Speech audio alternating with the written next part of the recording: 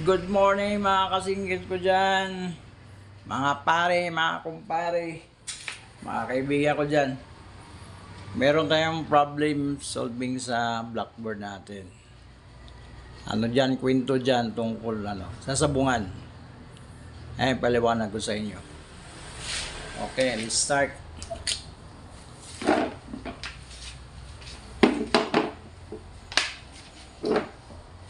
Ito mga pare ko, tatlong sabungan to.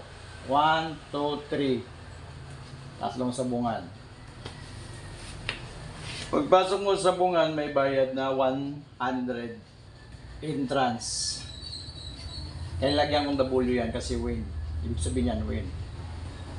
Pagpasok mo entrance, 100. Pag nandun ka sa loob, susugal ka, panalo ka. Lalabas ka ngayon, magbabayad ka sa exit ng 100. Isang bisis ka lang susugal sa isang sabungan. Paglabas mo, bayad ka ng 100. Pagpasok mo ulit sa pangalawang sabungan, babayad ka man uli ng 100. Pag sugal mo, panalo ka. Basta tandaan nyo, isang bisis lang magsugal.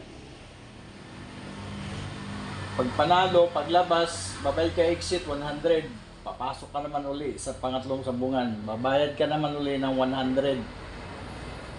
Susugal ka, panalo ka. Isang bisis lang ha, tanay isang bisis lang bawat sabungan, isang bisis lang sugal. Puro win.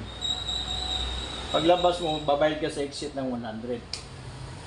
Sa tatlong sabungan, panalo ka, pero paglabas mo, yung pera mo, pangbayad lang sa exit. Pag-uwi mo, wala ka ng pera. Ang tanong dyan, magkano ang dala niyang pera bago siya pumasok sa sabungan? Yan ang tanong dyan. Ngayon, kung sino maka-answer niyan, within 24 hours, tatlong tao maka-answer. Dyan sa binigay na problem, may load na 100, regular load. Okay ba? Diba sa inyo? Okay. Yung mga matalino dyan, yung mahilig sa sabungan, siguro alam nyo yan. Mag-comment na kayo, answer nyo.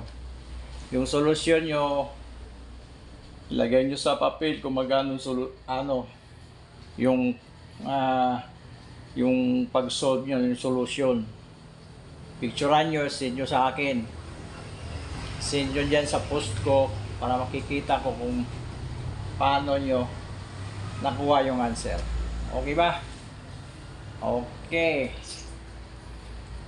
Hindi ko na ulitin to pagpaliwanag. Review nyo lang yung video.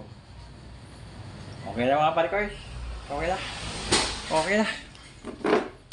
Okay.